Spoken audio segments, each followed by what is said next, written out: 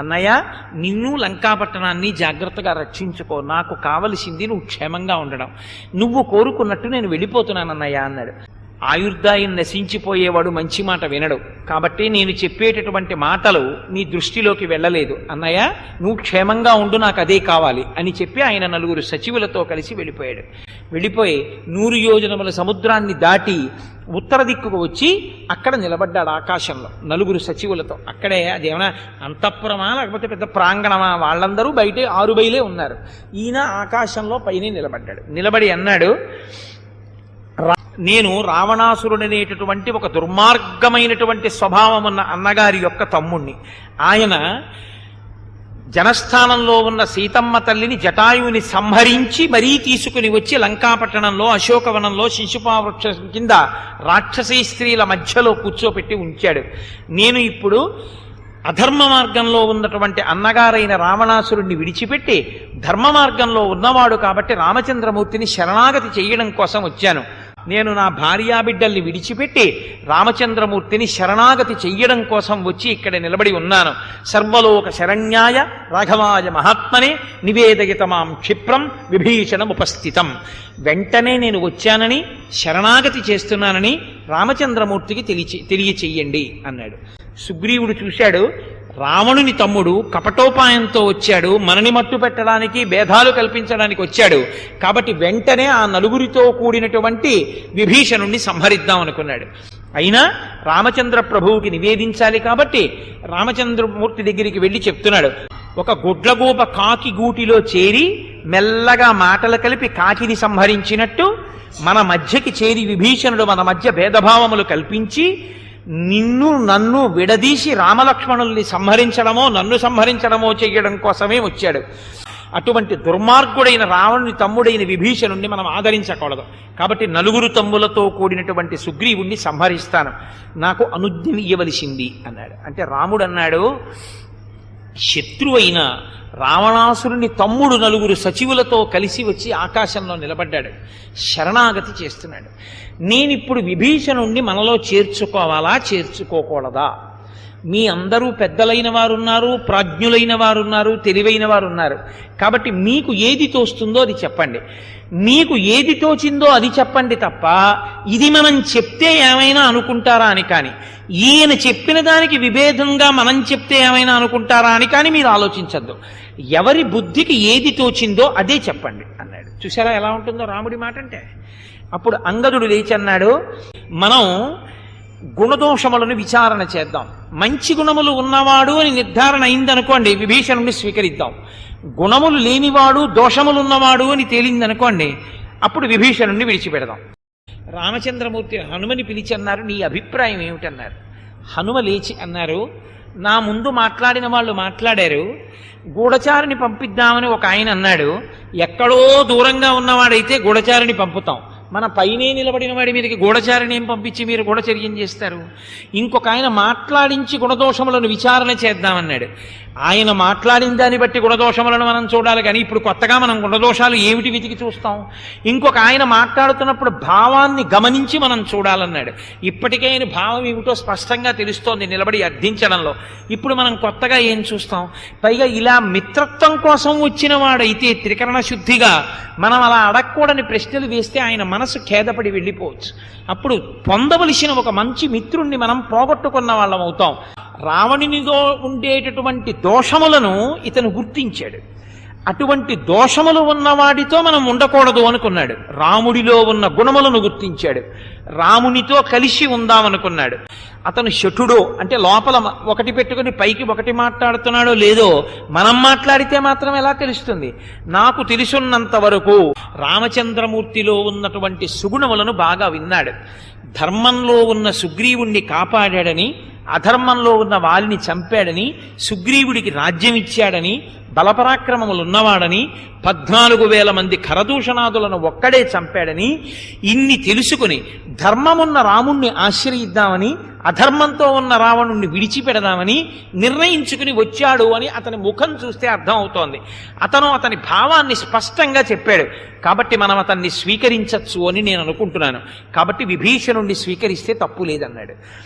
రామచంద్రమూర్తి అన్నారు, నా దగ్గరికి ఒకసారి వచ్చి నిలబడి శరణాగతి చేసి నన్ను స్వీకరించు అని అడిగిన వాడిలో నిజముగా దోషములున్నప్పటికీ కూడా నేను స్వీకరించకుండా విడిచిపెట్టాను. కాబట్టి నేను ఈయన్ని స్వీకరించవలసినదే అని అంటూ, లోకంలో రాజులకు రాజు యొక్క జ్ఞాతికి మధ్య ఎప్పుడూ విభేదాలు ఉంటాయి.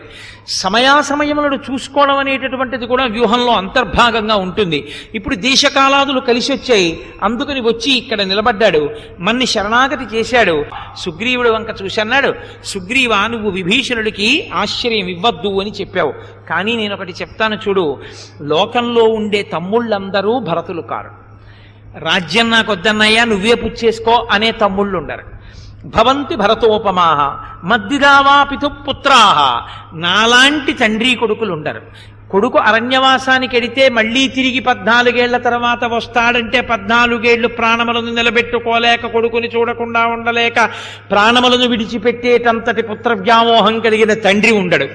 నాలా తండ్రి మాట కోసం అరణ్యవానికి వచ్చేటటువంటి కొడుకు ఉండకపోవచ్చు. సుహృదో వా భవద్విదాహ, నీలా స్నేహితుడి కోసం ఇంత ఆలోచించేటటువంటి స్నేహితుడు కూడా లోకంలో దొరకడు. అందరికీ అన్నీ దొరుకుతాయ్యా. నేను నా దగ్గరికి వచ్చినటువంటి వాడు మంచివాడా చెడ్డవాడా అని చూడడం, నా దగ్గరికి వచ్చి శరణాగతి చేస్తే చాలు. ఎంత పాపాత్ముడైనా వచ్చి నా కాళ్ళ దగ్గర పడ్డాడు కాబట్టి స్వీకరించేస్తాను. కాబట్టి గతంలో ఒకానొక పక్షి, ఒక పావురం తన భార్యని చంపిన వాడు చెట్టు కిందకు వస్తే రక్షించిందయా అని ఆయన ఒక కథ చెప్పారు. వెనకటికి ఒక పావురం తన భార్య అయిన ఆడపావురంతో కలిసి గూట్లో కాపరం చేస్తోంది. అటుగా ఒక బోయవాడు వచ్చాడు. వచ్చి సంతోషంగా ఉన్నటువంటి ఆ మగపావురం ఆడపావురాన్ని చూసి ఆడపావురం మీదకి బాణం విడిచిపెట్టాడు. బాణపు దెబ్బకి గిరగిరా తిరిగి కింద పడి పావురం మరణించింది. మగపావురం చూస్తుండగా ఆడపావురం యొక్క రెక్కలు పీకేసి కంట నులిమేసి కాల్చి దాని మాంసం తిని బోయవాడు వెళ్ళిపోయాడు. కొంతకాలం అయిపోయిన తర్వాత అదే బోయవాడు ఒక రోజు రాత్రి వరకు హోరున వాన పడుతుంటే ఆహారం దొరక్క వెతుక్కుంటూ ఒకనాడు తాను ఆడ పావురాన్ని చంపినటువంటి చెట్టు దగ్గరికి వచ్చాడు. వచ్చి ఇక నడవలేక చెట్టు కింద కూలబడిపోయాడు. పైన ఉన్న మగపక్షి చూసింది. చూసి ఎక్కడికో వెళ్ళి 2 ఎండు చితుకులు తెచ్చి అగ్నిహోత్రం రగల్చి వాడికి వేడి కల్పించింది. ఆయన స్పృహను పొంది లేచాడు. లేచిన తర్వాత ఆకలితో ఉన్నాడు. అన్నం పెట్టడానికి ఆయనకి ఏమైనా తేవడానికి పక్షికి అవకాశం లేదు. అందుకని ఆ పక్షి తానే అగ్నిహోత్రంలో పడిపోయింది. పడిపోతే ఆ మాంసాన్ని బోయవాడు తిని బ్రతికాడు. తాను ఉన్న చెట్టు కిందకొచ్చి పడిపోయినంత మాత్రం చేత ఒక నోరు లేని పక్షి అంత ఉపకారం చేసింది.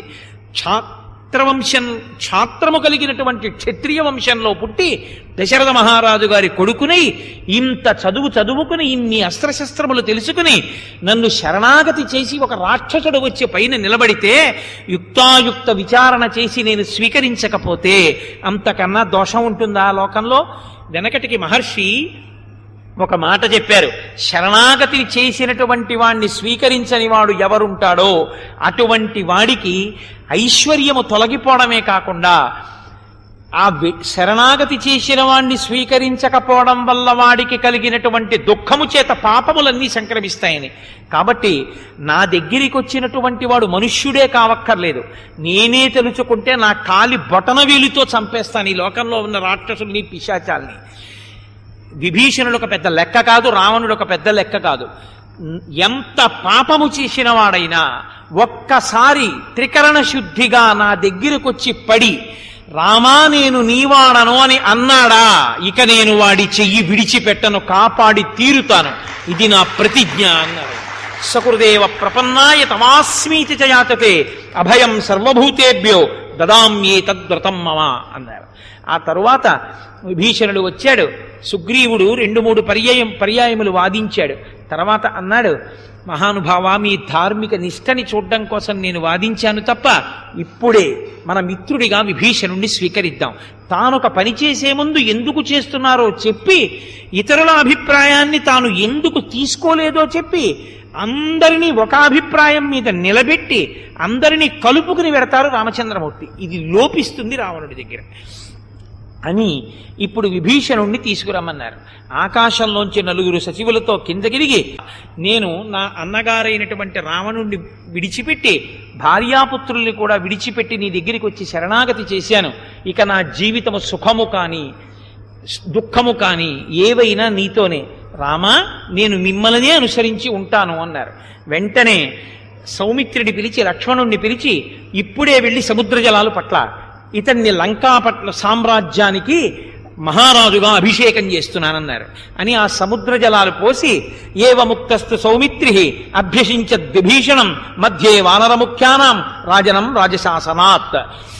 ఆ విభీషణుడికి లంకా సామ్రాజ్యపు పట్టాభిషేకం చేసేశారు. రావణాసురుడు బతికున్నాడుగా, అంటే నిహతుడైపోవడం అంత ఖాయం అన్నమాట. కాబట్టి విభీషణుడికి పట్టాభిషేకం చేసేశారు. ఇక నిన్ను అనుగమించి ఉంటాను అని అన్నాడు కదా విభీషణుడు. అడిగారు, ఇప్పుడు ఈ 100 యోజనముల సముద్రాన్ని దాటాలి, ఏం చెయ్యమంటావని అడిగారు.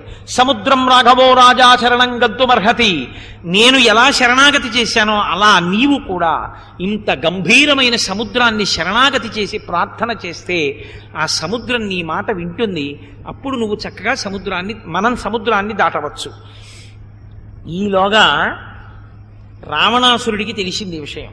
తెలిసి శార్దూలుడనేటటువంటి గూఢచారిని పంపాడు సైన్యం చూడమని.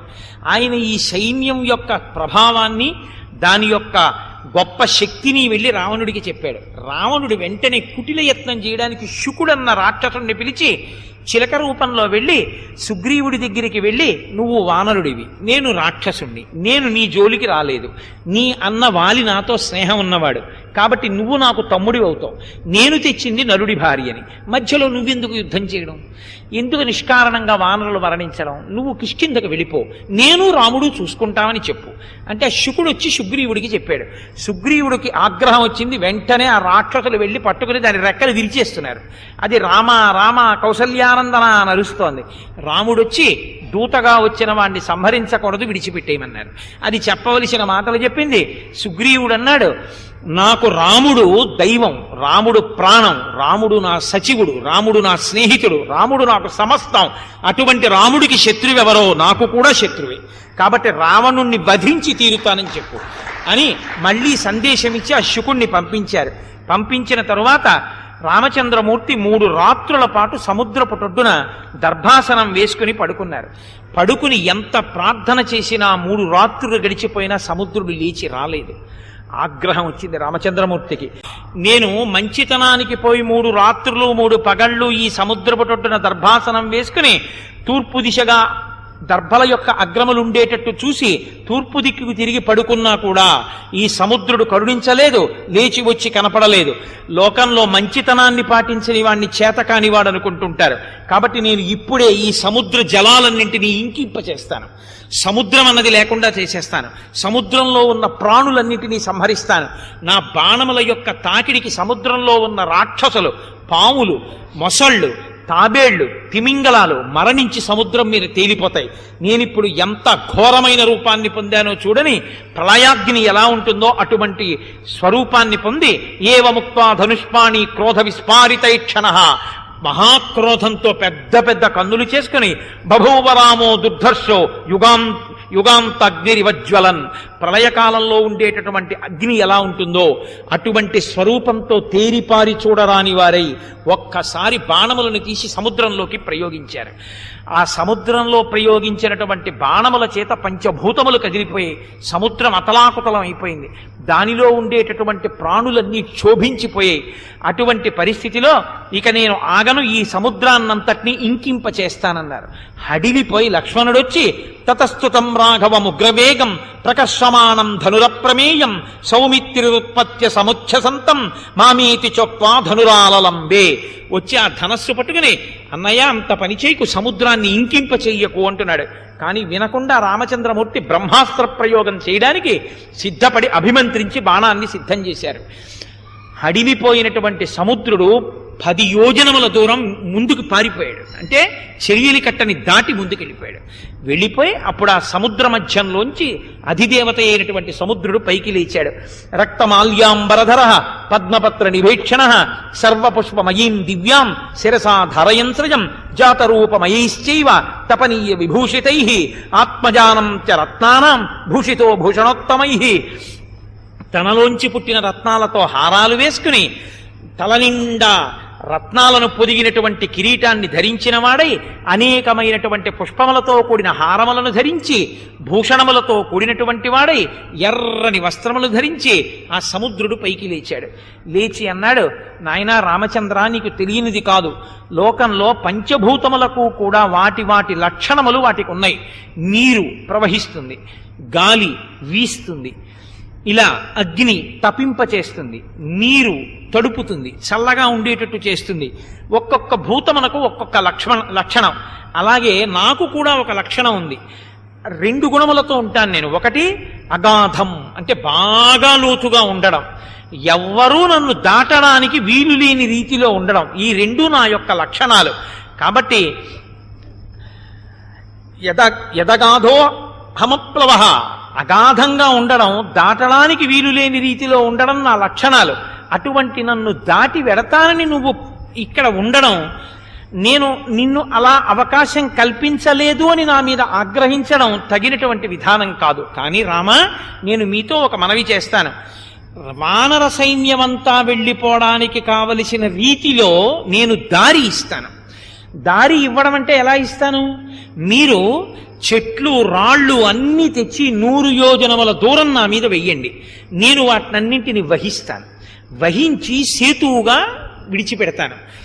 నేను వానర సైన్యం అంతా లంకాపట్టణంలోకి వెళ్ళిపోయేంత వరకు ఆ సేతువు కదలదు, అలాగే ఉంటుంది.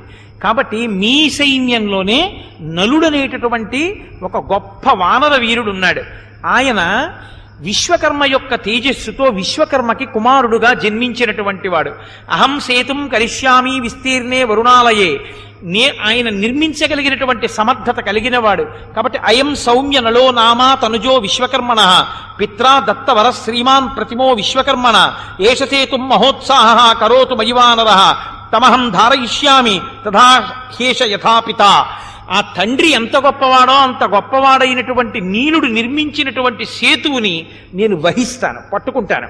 అప్పుడు ఈ వానర సైన్యం అంతా వెళ్ళిపోవచ్చు అని చెప్తే వెంటనే ఆ నీలుడు లేచన్నాడు, నాకు అటువంటి శక్తి ఉంది మా నాన్నగారి అనుగ్రహం వల్ల. కానీ నీవు అడగకుండా నేను లేచి అలా కడతాను అనడం అహంకారం అవుతుందని నేను అనలేదు. రామా, మీరు అనుగ్రహిస్తే నేను 100 యోజనముల సేతువుని నిర్మిస్తానన్నాడు. చాలా సంతోషించారు. మహానుభావుడైనటువంటి నా నీలుడు ఆ సేతువు కట్టడం కోసమని వానరములన్నింటినీ పురమాయించారు. మీ అందరూ వెళ్ళి దొరికినటువంటి శిలలు చెట్లు అన్ని పట్టుకురండి.